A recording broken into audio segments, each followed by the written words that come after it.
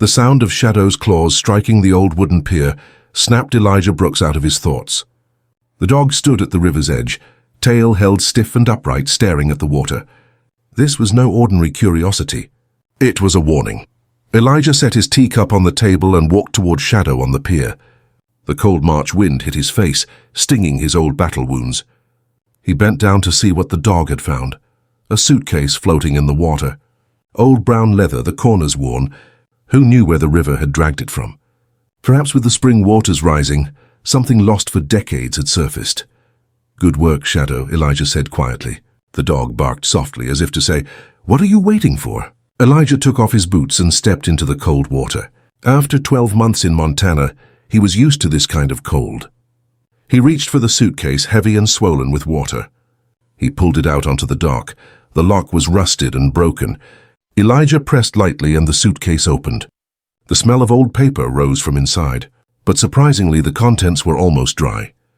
The leather suitcase must have acted as a waterproof cover for years. There were photographs inside. Hundreds of photographs, black and white, some colored but faded. All carefully stored in envelopes. He opened the first envelope. The photo was of a graduation ceremony. It said 1974 on the back, Whitmore High School. Elijah knew the town. It was only 20 kilometers away. He even went there sometimes to shop at the market. In the photo, white students sat in the front rows with their families. In the background, in a separate section, were 5 black students. Their families sat in separate chairs, far from the ceremony, as if they had to be there. Elijah frowned. 1974, more than a century after the Civil War, 10 years after the Civil Rights Movement. But this photo told a different story. He continued, opening the other envelopes.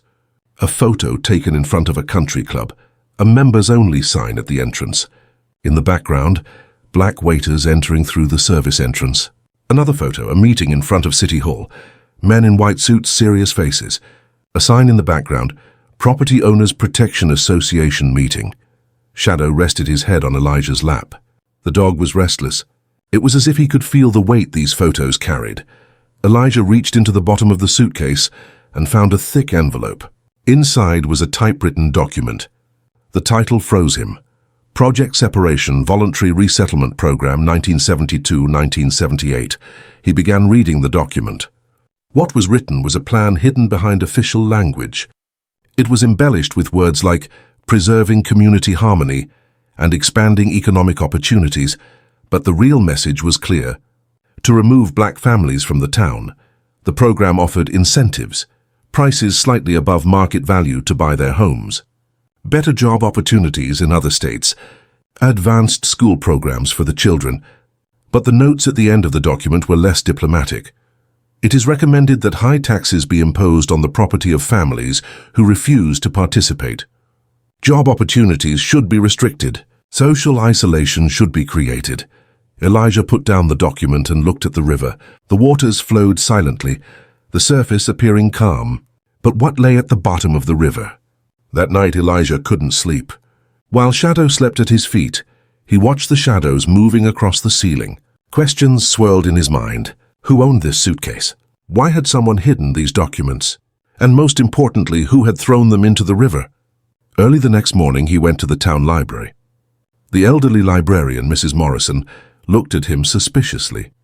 She knew Elijah Brooks, the quiet veteran, the man who kept to himself. But he didn't bother her. He just took his books and left. "May I see your local history archives?" Elijah asked. Mrs. Morrison adjusted her glasses. "What period are you looking for?" "The 1970s, specifically 1972-1978. Something changed on the woman's face. For a very brief moment, a flicker of unease appeared in her eyes, but it vanished immediately. "In the basement," she said. "Old newspapers and city records are down there. But it's messy, most of it uncategorized." Elijah thanked her and went down the stairs. The basement was damp and dusty. Shelves were filled with old newspapers, yellowed pages, silent witnesses to the past. He found the 1972 archives of the Whitmore Gazette. The first pages were filled with ordinary small-town news, harvest festival, high school graduations, local sports results. Then he saw a headline, "New Economic Development Program Announced." He read the article carefully. Mayor Harold Cunningham announced they were launching a new program for Whitmore's future prosperity. Voluntary relocation incentives would be offered.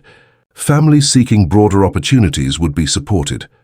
Below was a small paragraph. In the program's first week, 3 families signed agreements to move to Denver and Seattle. Mayor Cunningham wished these families success in their new homes. Elijah looked at other issues of the newspaper. Every week there were similar stories, but none of them mentioned black families or race. Everything was described politely, diplomatically. In 1974, he noticed a change. The story stopped. Nothing else was written about the program. It was as if it had never happened.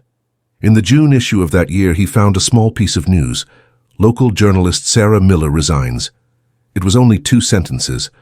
Sarah Miller had left her position at the Gazette for personal reasons. She was wished success in her new career. Elijah felt something was missing. The photos in the suitcase were professionally taken. The angles had been carefully chosen. This was the work of a journalist, Sarah Miller. He went to the library computer and searched her name. Several results came up, but one caught his attention. Sarah Miller, Riverside Nursing Home, Billings, Montana. She was still alive, and only 50 miles away. As Elijah gathered the archive, he noticed Mrs. Morrison standing at the top of the stairs. She was watching him. "Did you find anything, Mr. Brooks?" she asked. "Just looking at local history," Elijah said. "An interesting period." "The 1970s. Mrs. Morrison smiled, but the smile didn't reach her eyes. "Yes, they were. Eventful years." "A lot changed." Elijah nodded and left. But as he walked out the door, he saw the woman holding her phone. She was calling someone. When he got home, Shadow was waiting at the door. The dog immediately stood up and stretched. Elijah gave him a treat bone. "We're going to Billings tomorrow, buddy," he said. "We have someone to visit." That night he went through his suitcase again. He carefully examined every photo, every document. He found a small note tucked behind a file. It was handwritten. "If you're reading this, please tell the truth. I'm too scared to do it anymore." Sarah M. Elijah held the note for a long time. Over 40 years ago, this woman had hidden the truth, perhaps to protect herself, perhaps because she feared greater forces. But now that truth had surfaced, Shadow approached the suitcase and stuck his nose inside. He seemed to be sniffing something.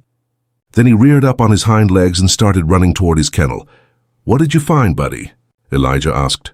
Shadow dragged something from behind his kennel. It was an old photo album. Elijah hadn't seen it before. It had probably been stuck at the bottom of the suitcase, and the dog had followed the scent. He opened the album. There were more photos inside, but this time they were different. These were family photos. Happy moments. Picnics, birthdays, Christmas celebrations. Names were written under each photo. The Johnson family. The Williams family. The Foster family. The Turner family. Elijah recognized one of the names. Turner. There was an old cemetery in town, the Turner Family Cemetery, but the cemetery was abandoned, neglected. It never had any visitors. Then he noticed something. The photos were dated 1972. There was nothing after that. These families had vanished, or been forced to vanish. Shadow barked again. This time the sound was urgent. Elijah got up and looked out the window. It was dark outside, but in the distance, among the trees, he saw something. A car. Headlights off, engine running. Elijah turned off the lights and waited in the dark. The car stayed there for 10 minutes. Then it drove away silently. Someone was watching him. Someone wanted to know what he had found. Elijah covered the suitcase with a blanket and hid it in the closet. Tomorrow he would go to Billings. He would talk to Sarah Miller. But now he knew someone was keeping an eye on him. Shadow stretched out at his feet and closed his eyes. But his ears were pricked. He was ready too. As always, the next morning Elijah got up early. He drank his coffee while reading the town's main newspaper. There was a story on the front page. Whitmore Town wins America's Most Harmonious Community Award. The article praised the town's success in embracing diversity and social harmony. Mayor Richard Cunningham, Harold's grandson, said in an interview, "Our ancestors left us a strong foundation. We are all one family." Elijah threw the paper on the table. Lies, all lies. He got into his truck, Shadow moving to the back seat. The road to Billings was long but quiet. Elijah was deep in thought. Riverside Nursing Home was a small building in the city's outskirts.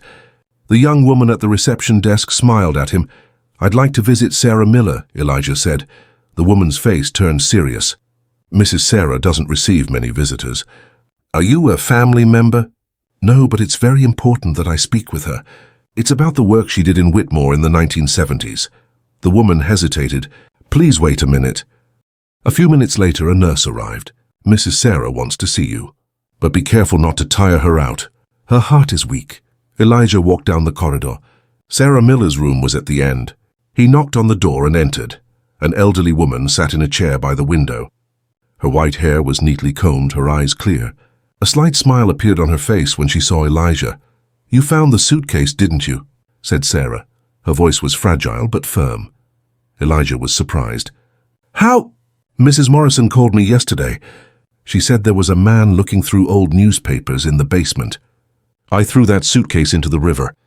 In 1974, I was scared, but I was also hopeful that maybe one day someone would find it." Sarah sat Elijah down. "I waited 42 years. I'm too old now.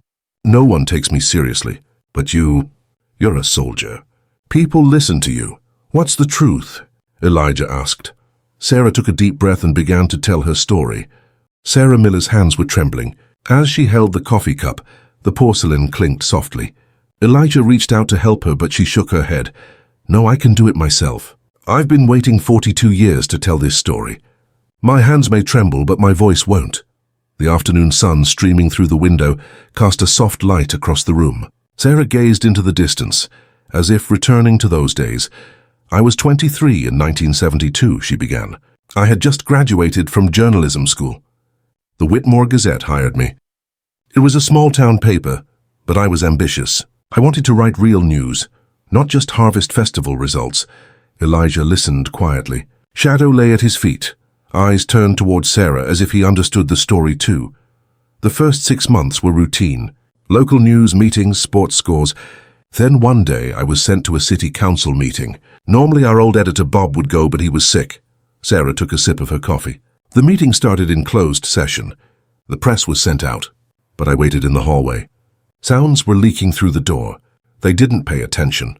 They thought I was insignificant because I was a young girl. "What did you hear?" Elijah asked. Harold Cunningham's voice was clearly audible.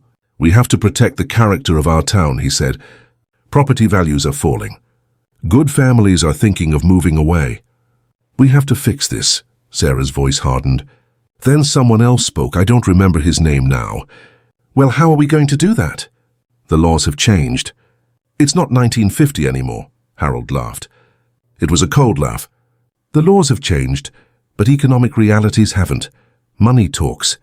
And we have the money." Elijah leaned forward. These words matched the documents in the suitcase. When the meeting ended, I left quickly. I acted like I hadn't heard anything. But I couldn't sleep that night. The next day I started investigating. Whose houses had been sold in the last 6 months? Who had moved out of town?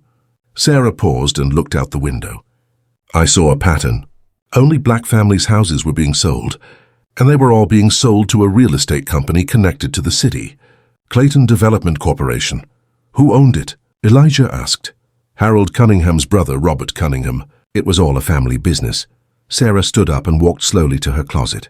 She pulled out an old notebook, its pages yellowed. I documented everything. Every sale, every date, every price. The houses were being bought at 15% above market value. At first it seemed like a good deal. But then I learned the truth. What did you learn? These families had no other choice. They were being pressured at work. Mr. Johnson's job at the factory had been terminated due to downsizing. Mrs. Williams's grocery store credit had been suddenly cancelled. The foster children were being bullied at school, and the teachers weren't doing anything about it. Sarah handed the notebook to Elijah. It was systematic harassment. Legal but cruel. And no one spoke up because everyone was protecting each other. Elijah turned the pages. Every detail was meticulously written down. Dates, names, events. These weren't just a reporter's notes. They were court evidence. When did you start taking the photos? In the summer of 1973. I went to the graduation ceremony. I couldn't believe where the black students were seated. It was as if nothing had changed. That day I decided to take my camera with me. Everywhere, Sarah smiled, but it was a bitter smile. Country club meetings, city council meetings, church events. I documented everything. By the time people noticed the cameras, it was too late. I had recorded the town's true face, so why didn't you publish it? Sarah's face darkened. I tried to publish it. I showed it to Bob, my editor. That day I was fired from my office. You're trying to ruin this town, he said. These people pay our salaries. We're not going to lose our jobs over your idealistic nonsense. Did you try another newspaper? I did. I applied to the Billings Gazette, the Great Falls Tribune. None of them were interested. It's a local issue, they said. The evidence isn't sufficient. But the truth was, no one wanted to accuse a white town. In the 1970s, everyone wanted to believe we were progressing. But in some places, nothing had changed. Elijah stood up and went to the window. Children were playing outside, their laughter echoing in the air. In a world that seemed so innocent, how could such a dark truth be hidden? Did they threaten you? Sarah shook her head silently. August 1974. Someone broke into my house at night. They didn't steal anything, but they'd messed everything up. My desk, my filing cabinets. The message was clear: we're watching you. Then I packed my suitcase. I put all my photos, documents, and notes inside. One night I went to the river and threw it into the water. I thought that if something happened to me, maybe someone would find it someday. Then what happened? I quit my job. I left town. I moved to Billings and started working as a secretary at a local news station. I never worked in journalism again. I was too scared. Sarah sat back down, looking exhausted. Years passed. I got married, had children. I tried to live my life. But I never forgot Whitmore. I never forgot those families. Elijah placed his notebook on the table. What happened to those families? Are they still alive? I don't know. I didn't have the courage to follow up on them. Maybe some found happiness in their new places. Maybe some wanted to return but couldn't. We'll never know. Silence filled the room. Then Sarah spoke again. But I know one thing. The Turner family wanted to return. They came back in 1976. Thomas Turner and his wife Mary. They tried to reclaim their old house. What happened? The house had been demolished for renovation. A luxury villa had been built in its place. Clayton Development refused to sell. The Turner family went to court. But the local judge dismissed the case. Insufficient evidence, he said. Tears welled up in Sarah's eyes. Thomas died of a heart attack 6 months later. He was only 52. Mary died a few years after that. They're both buried in the old cemetery outside town. No one visits them. Elijah suddenly remembered something. The Turner family cemetery. I saw it. Why is it neglected? Because the family has no other relatives left. Their children moved away and never returned. The cemetery was forgotten. Elijah took his phone out of his pocket. Can I show you these photos? Sarah put on her glasses and looked at the photos Elijah had taken. She examined each one carefully, her finger touching the screen as if reading memories. Yes, she said quietly. These are my photos. I know them all. This is the Johnson family. This is the Williams family. That little girl is Lucy Foster. She must be over 50 now. Is she still alive? Elijah zoomed in on the photo. Lucy's face was innocent, her eyes full of hope. What had the world done to her since then? Mrs. Miller, I want to make these public. I want to tell the truth. But I can't do it without your permission. Sarah was silent for a long time. She looked out the window, wrestling with her thoughts. As someone who has been silent for 42 years, she said finally, the time for silence is over. Yes, tell them. Tell them everything. But be prepared. People won't want to accept it. Especially those in Whitmore. Elijah stood up. Thank you. I'll come back to you. 1 minute, said Sarah. She went back to the closet and pulled out a dusty box. These are some of the original negatives. I couldn't find room to put them in the suitcase, so I kept them here. Maybe they'll be useful. Elijah took the box carefully. Inside were small rolls of film, carefully labeled. Each one bore a date and a location. And one more thing, said Sarah. She wrote on a piece of paper, this address, the old Whitmore Bishop Church. It closed in 1980 and has been empty ever since. But I know something is still stored there. Like what? City records, unofficial records, maybe notes from closed meetings. The church basement was a kind of unofficial archive. I heard this from a church official before he retired. Elijah took the paper and put it in his pocket. I'll check it out. Sarah took his hand. Her hand was weak, but her grip was firm. Be careful, Elijah. These people are still powerful, and they'll do anything to protect their secrets. As Elijah drove home, thoughts swirled in his head. Sarah's words, the documents in the suitcase, the photographs, it all came together, and a terrible picture emerged. Shadow was dozing in the back seat, but sensed Elijah's tension. He would occasionally lift his head and look at his master. By the time they arrived home, it was evening. Elijah sat down at the table next to the suitcase and spread out all the documents again. This time he began to organize them systematically. He made a list. Families forced to move, 1972-1978. The Johnson family, 1972. The Williams family, 1973. Foster family, 1973. Turner family, 1974. Davis family, 1975. Patterson family, 1976. Wright family, 1977. He added notes next to each family. Layoffs, loan cancellations, school problems. Everything was backed up by documents. Then he made another list. Responsible persons. Harold Cunningham, Mayor. 1970-1982. Now deceased Robert Cunningham, CEO of Clayton Development. Now deceased Richard Cunningham, Harold's grandson, current mayor. The lines were converging. The current mayor ruled an empire built on his grandfather's legacy. An empire of lies. Elijah turned on his computer and continued his research. He found Richard Cunningham's interviews. Our ancestors left us a strong foundation, the man had said. How ironic, he worked until midnight. He scanned Sarah's negatives and created digital copies. He converted every document to PDF. He uploaded them to cloud storage. Shadow stood up and walked toward the door. He let out a slight growl. Elijah turned off the lights and looked out the window. The same car again. This time it was closer. The engine was running, white smoke rising from the exhaust. His phone rang. Who could be calling at midnight? An unknown number. He answered but didn't speak. Mr. Brooks, said a man's voice, soft but threatening. It would be wise not to meddle in certain matters. Leave the past alone. It's of no use to anyone. Who is this? Elijah asked. A friend. Someone offering you well-intentioned advice. Whitmore is a good town, peaceful. Everyone wants it to stay that way. The line went dead. Elijah placed the phone on the table. A threat? A warning? It didn't matter.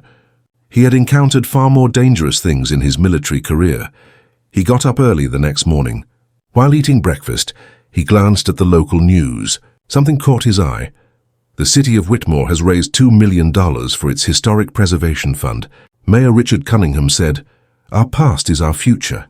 Elijah laughed. Our past is our future. How right the man was without even knowing it. He loaded Shadow into the truck. Today he would visit the old church. Whitmore Episcopal Church was outside of town, hidden among the trees. The building was dilapidated, the roof caved in, the windows broken. But it still stood, a stubborn witness to the past. Elijah checked the surroundings. No one was there. The main door was locked, but he found a broken window on the side. He slipped inside, Shadow following him. Inside was dark and damp. It smelled of old wood, rotten but still sturdy. The pews were overturned, books scattered on the floor. He found the basement entrance. The stairs creaked but were sturdy. He lit the way with his flashlight. The basement was small, the ceiling low. But in one corner was a metal cabinet. The lock was rusted and broke easily. Inside were files, hundreds of files. Elijah opened one and read. Closed City Council Meeting Minutes, March 15, 1973. He turned the pages. There it was. Everything. The discussions, the plans, the strategies, all typed out, meticulously recorded. One page froze him. Harold Cunningham. There should be two kinds of people in this town. Those who rule and those who are ruled. And let's be frank, we need to segregate by race. White families will stay. The others will go. We can do this gently or by force, but we will do it. Elijah took a photo of it. Then he opened another file. Clayton Development Internal Accounting, 1974. The numbers were shocking. Every house had been resold below market value. 20, 30, even 40% discounts. To wealthy white families. The profit margin was astronomical. This wasn't just racism. It was fraud. Systematic corruption, Shadow suddenly barked. There were footsteps above. Someone had entered the church. Elijah turned off the flashlight and waited in the dark. The sounds were getting closer. 2 people, maybe 3. We know you were here last night, a voice shouted. Come out. Let's talk. Elijah quietly put the files in his bag. Then he saw the small window under the stairs. It opened out to the basement. He signaled to Shadow. The dog understood. They climbed out the window, quietly, quickly. Outside, they ran to the van. He started the engine and stepped on the gas. He looked back at the church in the rearview mirror. 2 men had come out watching him. But they didn't follow. They had sent a message. And Elijah had received it. When he got home, he dumped the documents on the table. Sarah's photos, closed meeting minutes, accounting records, personal notes. It was all there. A complete scandal. A dark past hidden for years. What would he do now? He opened his social media account. He had created it years ago but rarely used it. Now was the time. He wrote a post. A long post. He told the story. About Sarah Miller. About families being forcibly relocated. About systematic racism. And he started uploading the photos, the graduation ceremony, separate seating arrangements, the country club, the members-only sign with black waiters in the background, city council meeting, men in white suits, serious faces. Then he uploaded the documents. The project separation plan, accounting records, meeting minutes, everything, the whole truth. There for everyone to see. He hit send. Shadow rested his head on his lap. The dog sensed the tension. Elijah stroked its head. Now let's see what happens, buddy, he said quietly. The phone suddenly started ringing. Messages were coming in. Comments, shares, questions. The story was spreading fast. But Elijah knew this was only the beginning. The real battle hadn't started yet. Elijah's phone kept vibrating. Notifications were flooding in. Shares, comments, tags. His post had been viewed 5,000 times in half an hour, 15,000 in an hour, 50,000 in 2 hours. The story was spreading. It had gone viral. Shadow paced restlessly around the room. The dog sensed the electric tension. Elijah gave him a treat bone, but Shadow wasn't interested. Instead, he went to the window and looked outside. Ears perked. The first call came from the Montana Gazette. A reporter introduced herself. Her name was Jessica Chen. Mr. Brooks, we read your story. We saw the photos. We've reviewed the documents. Could we do an interview about this? Yes, Elijah said. But you need to talk to Sarah Miller first. This is her story. I'm just the messenger. Sarah Miller? The woman at the Riverside nursing home? Can we reach her? Yes, but be gentle. She's old and sick, but she's ready to tell her story. Jessica quickly took notes. Mr. Brooks, Whitmore Mayor Richard Cunningham has made a statement. Would you like to see it? Elijah turned to his computer. The mayor's official statement had been released half an hour earlier. These photos and documents have been taken out of context. Whitmore's economic development program in the 1970s was voluntary and offered equal opportunities to all communities. These unjust accusations against our ancestors are painful. We are evaluating our legal options. Elijah smiled, but it was a bitter smile. Denial, the classic first defense. Ms. Chen, I'll send you all the documents. The closed meeting minutes, too. Harold Cunningham's own words are there. He wrote, "We need to segregate by color. Let him explain the context himself." He didn't sleep that night. Television stations began picking up the story. Montana local news first. Then regional stations. Around midnight, a national news network called him by dawn. Something was happening in Whitmore. Videos were being shared on social media. Young people holding signs were gathering in front of City Hall. Tell the truth. Justice is not delayed. Learn Whitmore's true history. Elijah watched the videos. It wasn't just black activists. There were white youths too. College students, high school students. They were confronting their town's history. One video stopped him. A young white woman was speaking, microphone in hand. My grandfather ran this town. My family is respected here. But today I learned that respect is built on lies. I'm ashamed. And I apologize. The family name sign behind the woman. Morrison Family Home since 1898. Mrs. Morrison, librarian. Her granddaughter now stood in the street, rejecting her family's past. Elijah's phone rang again. This time the number was familiar. Sarah Miller, Elijah, I see you on TV. You're doing it. You're really doing it. There were tears in the woman's voice, but she was happy. It was clear that a 42-year burden had been lifted. Someone wants to interview me. The Montana Gazette. Should I do it? Yes, Elijah said. Tell your story. Tell it all. Don't be afraid anymore. I'm not afraid. For the first time in 42 years, I'm not afraid. The next morning, Elijah went to town. He took Shadow with him. About 200 people had gathered in front of the town hall. Most were young, but there were older people too. A man approached him. He was about 60, black with graying hair. Are you Elijah Brooks? He asked. Yes, the man extended his hand. I'm Marcus Johnson, Robert Johnson's son. My father had to leave town in 1972. I was 3 years old. I don't remember anything. But until today, I didn't know why we left. My father never told me. Better opportunities, he'd say. But there was always pain in his eyes. Marcus's voice trembled. Sometimes I'd hear him crying at night. My mother would try to calm him down. But he never got better. He died at 58, heart attack. But I know it was a broken heart. Elijah touched his shoulder. He didn't know what to say. I saw my father in the photos, Marcus said. Young, strong, smiling. That man wasn't the man I knew. Whitmore stole him. Now I want him back. How? The cemetery. Turner Family Cemetery. It needs to be restored. They should be remembered. Will you let us? Why are you asking me? Because you started it. You told the truth. Now we must continue. That afternoon, Marcus went to the cemetery with a group of volunteers. Elijah went with them. Shadow ran ahead as if he knew the way. The cemetery was terrible.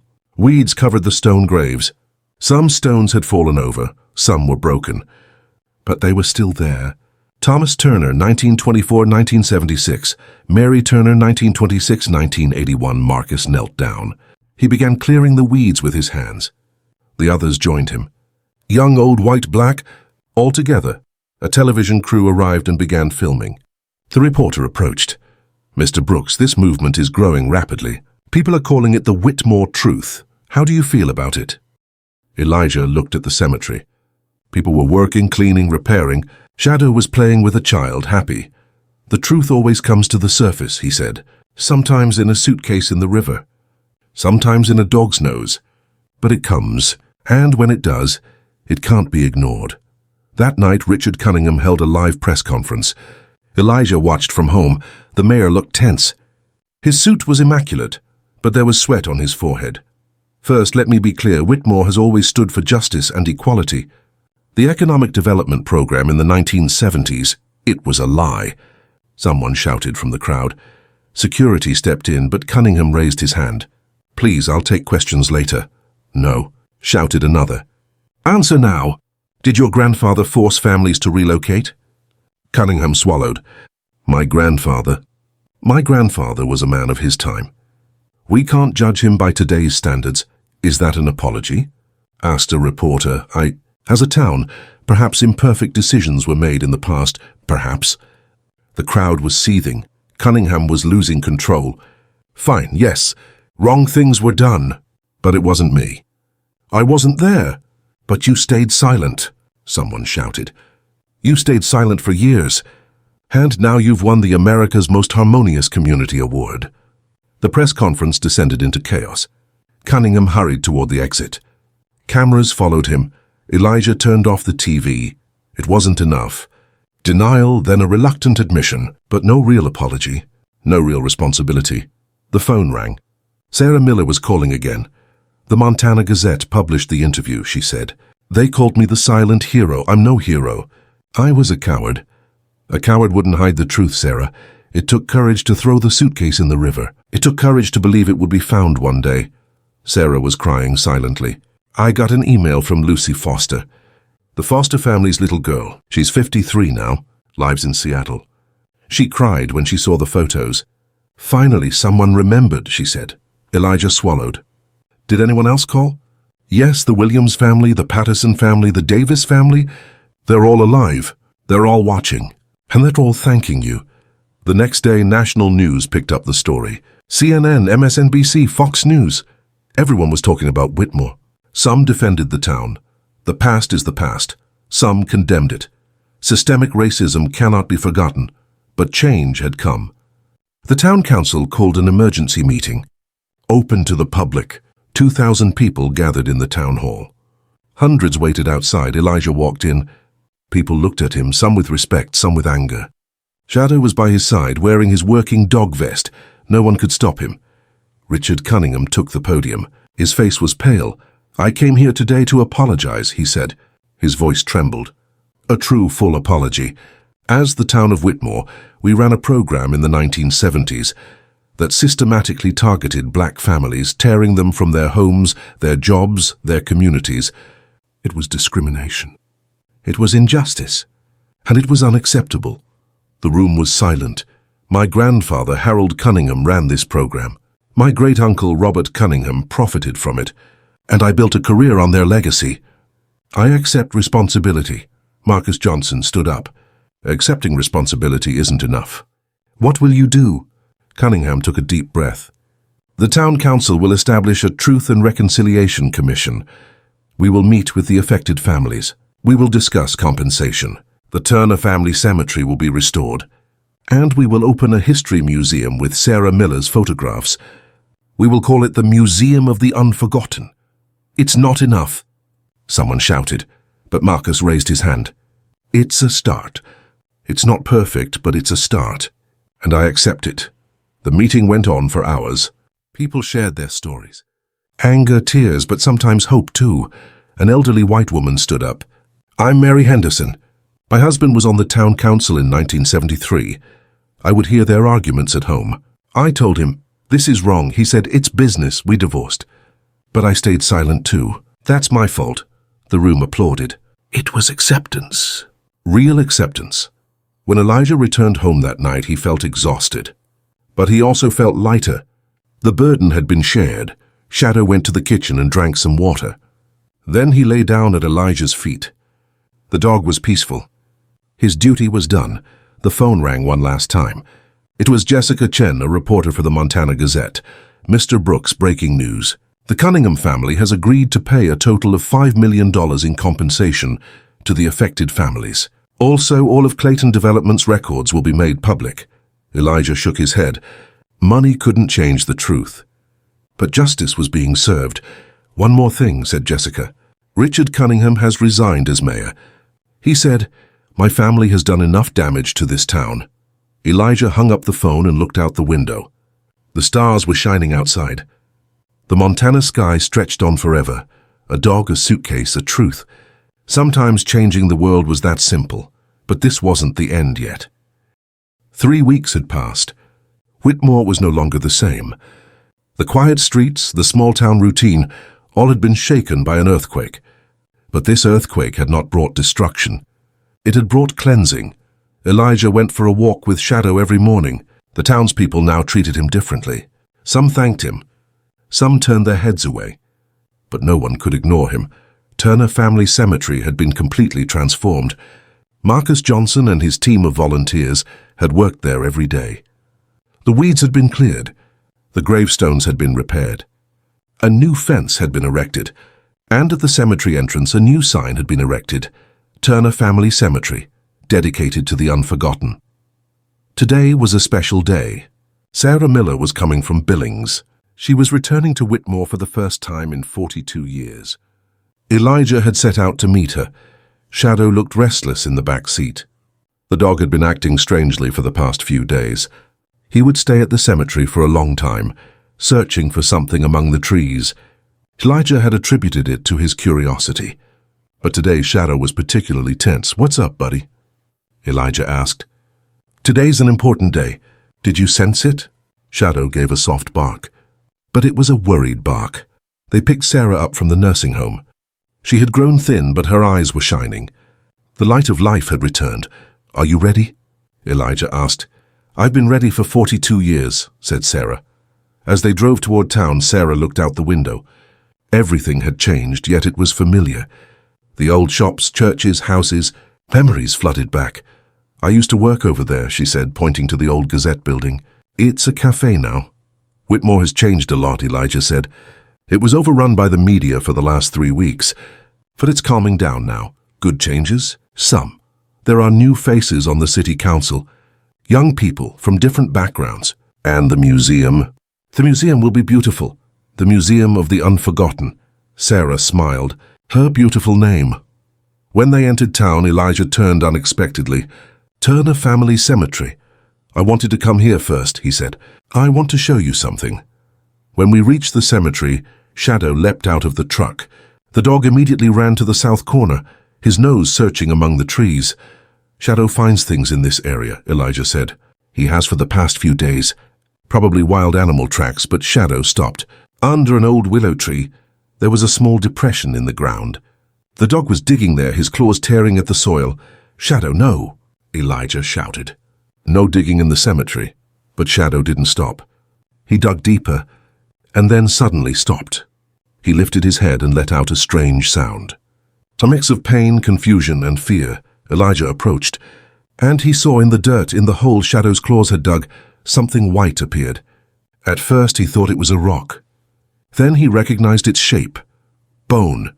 Human bone. God, he whispered. Sarah came up behind him. What is it? Get back in the car, Elijah said sharply. Now I'm calling the sheriff. But Sarah had seen it. She froze. Her face went white. No, she said quietly. No. Elijah took out his phone. His hands were shaking. He called Sheriff Brody. Sheriff, this is Elijah Brooks. I'm at Turner Cemetery. Shadow found something. Human remains. Come right away. 15 minutes later, 2 police cars arrived. Sheriff Brody got out, his face serious. Where? Elijah pointed. Brody bent down and looked. His face changed. Call the medical examiner, he told his deputy, and cordon off the area. No one goes in. Within 2 hours, the cemetery had become a crime scene. White tents were set up. Forensic experts arrived. The excavation began. Elijah and Sarah waited nearby by the truck. Shadow sat between them, head down. The dog knew what it had found. It's them, Sarah said quietly. It's them, isn't it? They didn't go willingly. They never left. Elijah couldn't respond. As the sun set, the forensic team announced their initial findings. Sheriff Brody approached Elijah. His face was ashen. 7, he said. 7 skeletons so far. 2 adult males, 1 adult female, 4 children. Ages ranging from 5 to 14. All in the same pit. Not an organized burial. More like they were dumped. Elijah felt sick to his stomach. How long have they been there? About 50 years. From the 1970s, we found clothing fragments, a watch, a wedding ring. Identification is possible. Sarah collapsed. Elijah caught her. She was crying silently, helplessly. They were gone, she whispered. I always thought so. I imagined they were happy in new places. But they were here. All this time they were here. That night the national news broke. Whitmore scandal turns to murder. Traces of racist massacre found in Montana. Dark secret of the 1970s. Mass grave discovered. Elijah returned home but couldn't sleep. Shadow lay at his feet, but the dog was restless too. He whimpered occasionally, having bad dreams. The next morning the FBI arrived. Special agents, federal prosecutors. This was no longer a local matter. Civil rights violations, murder, conspiracy. Federal crimes. The excavation lasted a week. New things were found every day. A total of 9 skeletons were unearthed. 2 complete families. The Johnson family. The Williams family. Fathers, mothers, children. DNA tests were conducted. Marcus Johnson provided a sample. The results came back a week later. Yes, Robert Johnson was his father, and Robert Johnson had been murdered in Whitmore in 1972. Marcus was devastated. Elijah found him at home sitting on the floor crying. All my life I wondered, Marcus said. Did they abandon me? Was I a good enough son? Why didn't they come back? And now I know. They didn't come back because they couldn't. They didn't leave you, Elijah said quietly. They were taken from you. The forensic reports kept coming. Causes of death, blunt force trauma. Skull fractures. Rib fractures. Signs of restraint. They had been executed. Federal prosecutors examined old documents. The suitcase's records, accounting ledgers. They took on new meaning. In 1972, the Johnson family had refused the voluntary relocation offer. The document noted, stubborn. Alternative methods may be necessary. 2 weeks later, the Johnson family was reported missing, but no one searched for them. Police report, most likely fled at night. They had debts. Same for the Williams family. Same for the Foster family. Each missing family had a note in the documents. Issue resolved. Richard Cunningham was called back. This time under FBI interrogation. Did your grandparents know about your family? I didn't know. I swear I didn't know, but the documents belonged to your family. They were in the Clayton Development Archives. They were in your office for years. I didn't look at them. They were old files. I thought they were irrelevant. Or you didn't want to look. Cunningham turned to his lawyer. He remained silent, but the real shock came from somewhere else. In the city archives, FBI agents found additional records, a secret document from 1974, encrypted notes. But a cryptographer cracked it. Cleanup operation complete. 9 targets, no witnesses. Properties transferred. Records destroyed. Whitmore is now secure. There were 3 signatures at the bottom of the document. Harold Cunningham, Mayor Robert Cunningham, Clayton Development James Buck Morrison, Sheriff Mrs. Morrison's father. It turned out that the librarian's father, the sheriff of Whitmore, was involved in the murders. Mrs. Morrison voluntarily came to the FBI. The elderly woman looked exhausted. When my father died in 1989, I was cleaning his house. I found a safe in the basement. Inside was his diary. I read it. I burned it as soon as I finished. I was terrified, but I knew. I'd known for years. Why didn't you say anything? Because my father was a monster. And I was a coward. Mrs. Morrison was not arrested. She was old, sick, and cooperated. But she was ostracized by the community. Her granddaughter stopped talking to her. 3 weeks later, federal prosecutors announced the charges. Richard Cunningham was charged with conspiracy after death and obstruction of justice. Clayton Development was dissolved. The company's assets would go to the victims' families, but the real killers were already dead. Harold Robert Buck Morrison. They were all dead. They would never face justice. They never would. Marcus struggled to accept this. They won't be punished, he said one evening sitting at Elijah's house. My father's killers will never be punished. But they will be remembered, Elijah said, as monsters. That's how they'll go down in history. Is that enough? No, but it's all we have. Sarah Miller gave an interview a week later, on 60 Minutes. The country watched. 42 years ago I took pictures because I saw injustice, she said. But I didn't know. I didn't know how terrible it really was. It wasn't just discrimination. It was murder. Do you blame yourself? Asked the host. Every day. Every day I think, could I have been louder? Could I have been braver? Maybe I could have saved them. You were a journalist. You weren't a detective. But I was a human being, and people should speak up. They should always speak up. After the program, a national campaign began. The Speak Up movement. People began documenting injustices in their own communities.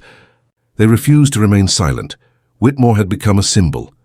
Not a good symbol, but an important symbol. The museum opening had been postponed. It was originally going to be a museum of the history of racism. Now it would be something else. A memorial. It was renamed the Museum and Memorial of the Unforgotten. It contained Sarah's photographs, but it also contained the names of the victims. 9 names, 9 lives, 9 losses. The opening day was cold but sunny. It was late March. Spring was coming to Montana. The snow was melting, the ground was softening. Hundreds of people came. Victims' families, journalists, activists. Marcus Johnson was in the front row, the Williams family's grandchildren, relatives of the Foster family, and Shadow. Elijah had brought him. The dog had become a hero, the dog who found the truth. Sarah Miller stepped up to the podium. She was frail, but her voice was strong. We didn't come here today to make history, she said. History has already been written in blood, tears, and silence. We came here to read history, to read it aloud, and to never forget it again. The museum doors opened, people entered. The first room was filled with Sarah's photographs, graduation ceremonies, discrimination, systematic oppression. The second room was more painful, 9 portraits. 9 victims, 9 stories. Robert Johnson, 42, factory worker. His wife Linda, 39, teacher. Their children Marcus, 3, Jennifer, 7, David, 5. The photos showed a happy family. They were laughing at a picnic. They didn't know. 3 years later, they would all be dead. Marcus stood in front of his father's portrait. Tears flowed silently. "Hello, Dad," he whispered. "I finally found you." Elijah touched his shoulder. Words were inadequate. In the third room were photocopies of documents, the project separation plan, meeting minutes, and that terrible final note, "Cleanup operation complete." People were crying, some were angry, some were silent, in shock. The fourth room was different. It was the resistance room. Sarah Miller's courage, Elijah Brooks's determination, Shadow's loyalty, and the voices of thousands demanding the truth. "Evil cannot win," it said on the wall, "because the good do not remain silent." The last room was a memorial wall. 9 names were engraved on bronze plaques. Beneath them, a note. They were taken from their homes, their loved ones, their lives. But they will never be taken from our memory. We will remember them forever. People left flowers. They lit candles. They sang a silent lament.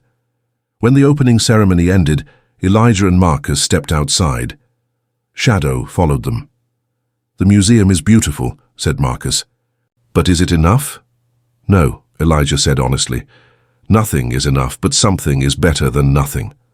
They walked to the cemetery. Turner Family Cemetery had changed. There were now 9 new headstones there. The Johnson family. The Williams family, all side by side together. The FBI had given the remains to the families. They had been properly buried. A funeral service had been held. Hundreds of people had attended. Marcus stood in front of his father's grave. He placed a fresh flower. "I love you, Dad," he said, "and I'll never forget you." The sun was setting. Golden light covered the cemetery. It was peaceful, but it was a painful peace. 3 months later, life went on. But it was a different life. Whitmore was no longer America's most harmonious community. It had become America's community confronting reality. The new mayor, Keisha Williams, was a granddaughter of the Williams family. She was 35 years old, a lawyer, and she had been elected by a majority vote. "This town will change," she said in her victory speech. "They took my grandmother, but they won't take my future." The Truth and Reconciliation Commission continued its work. Class action lawsuits had begun. Clayton Development would pay $30 million to the victims' families, but money couldn't change the truth. It couldn't bring back the losses. Sarah Miller started writing a book, Suitcase, Confessions of a Newspaper Reporter. Publishers were competing for it. The book wasn't finished yet, but pre-orders were breaking records. "Maybe someone will read it and find their own suitcase," Sarah said. "Maybe it will spread like a real virus." Elijah visited Sarah one day. She now lived in Whitmore. She had bought a small house close to the city center. "I'm not running anymore," she said. "I ran for 42 years. Enough." That day, Elijah brought her his old notes, articles he had written years ago, never published. "These are yours," he said. "Would you like to donate them to the museum?" Sarah held the pages. There were tears in her eyes. "You know," she said, "as a young journalist, I thought I could change the world. Then I got scared, I shut up, and the world stayed the same. But you threw the suitcase into the river. That took courage. What if it had never been found? But it was found, and maybe that's better than never being found." Sarah smiled. "Maybe." When Elijah returned home, Shadow was by his side. The dog was now famous. Documentaries had been made about him. They called him the Dog of Truth. But Shadow didn't care. He was just Elijah's dog, loyal, quiet, determined. That night, Elijah sat on the porch. The Montana stars were shining. Shadow stretched out at his feet. "We found the truth, my friend," Elijah said quietly. "But what do we do now?" Shadow didn't answer. He just lay there. His presence was enough. Elijah's phone rang. An unknown number, he answered. "Mr. Brooks, my name is Jennifer Davis. I'm calling from Ohio. Have you heard anything about the Davis family?" Elijah paused. The Davis family. They were on the list. The family that voluntarily relocated in 1975. "Yes, I have. My grandfather and grandmother. They left Montana in 1975. At least that's what they told us. But lately I've been thinking. They never came back. Not once. Not even for vacation. Not even for our funerals." Maybe they were scared, Elijah said quietly. Or maybe they couldn't come. Silence. You should call the FBI, Elijah said. The excavation is still ongoing. Maybe they'll find other things. God, so you think? I don't know. But it needs to be investigated. Jennifer thanked him and hung up. Elijah stared at the phone. This would never end. The truth was bigger, deeper. Maybe there were other families. Maybe other mass graves. Shadow lifted his head. The dog looked at Elijah's face. And Elijah knew their work was not done. 6 months later, a second excavation began. On the old Clayton development lot, now an abandoned construction site, radar scans had shown abnormal soil structures. They dug for 3 weeks. And they found 5 more skeletons. The Davis family, the Patterson family, 14 victims in total. Maybe more. Marcus Johnson called Elijah. When will it end? He asked. His voice was weary. I don't know. Maybe never. How do we live with this? By remembering. By telling. By not forgetting. Is that enough? It has to be. A year later, the Museum of the Unforgotten had become a national landmark. Over 100,000 visitors had come. Schools brought their students. Universities conducted research, and every week a new story emerged. A similar situation in Alabama. Secret documents in Mississippi. A forgotten cemetery in Texas. Whitmore wasn't alone. There were others like him all over America. Buried truths, silenced voices. But now people were digging, searching for the truth. And dogs, loyal dogs like Shadow, were helping them. Sarah Miller finished her book. The Suitcase was published and became an instant bestseller. She donated all the profits to the families of the victims and civil rights organizations. The book's final sentence read, "The truth always comes to the surface, sometimes in a suitcase, sometimes in a dog's nose, sometimes in the voice of a brave person, but it comes. And when it does, it changes the world." 2 years later, Elijah and Shadow were still in Montana. But they were no longer alone. They had become part of the community. Marcus came often. They had dinner with Sarah. They told stories. They cried, they laughed. One evening, the 3 of them sat on the porch. Shadow dozed at their feet. The sky was full of stars. "Sometimes I wonder," Marcus said, "would my father be proud?" "Yes," said Elijah. "He would have been very proud. We couldn't save them. But we remembered, and that means something." Sarah put her hand on Marcus's shoulder. "It means everything." Shadow woke up. He lifted his head and looked into the distance. He pricked up his ears. Then he relaxed and lay down again. The world was still full of dark things, but it was also full of light. And sometimes to find the light, all you needed was a dog, a suitcase, and a person brave enough to tell the truth. "Let's have a toast," said Sarah. They raised their glasses to those who are unforgettable, said Marcus. "To the truth," said Elijah. "And to courage," said Sarah. The glasses clinked. The stars shone, and the Montana wind carried the whispers of the past, no longer secrets but memories. Shadow stood up. He rested his head on Elijah's knee. The dog knew. Their mission was complete, but new missions always awaited.